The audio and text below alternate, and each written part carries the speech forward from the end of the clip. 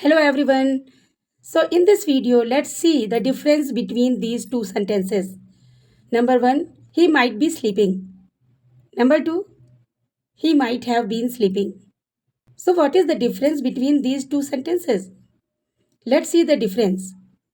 So when we use might be plus ing form, so it refers the possibility of present. It suggests that someone likely asleep right now.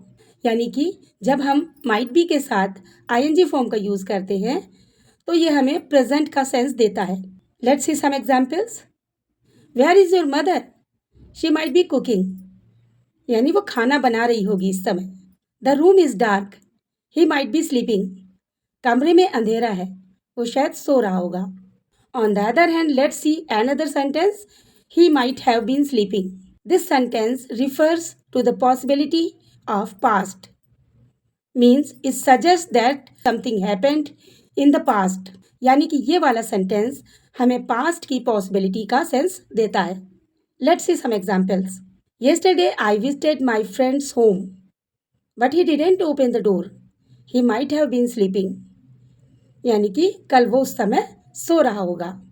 Last night I called you.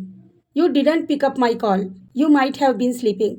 यानी कि कल रात जब मैंने phone किया तो तुम सो रहे होगे. तो इस तरह का सेंटेंस एक पास्ट में हुई पॉसिबिलिटी को शो करता है. I hope now it must be clear the difference between he might be sleeping and he might have been sleeping. Thanks for watching.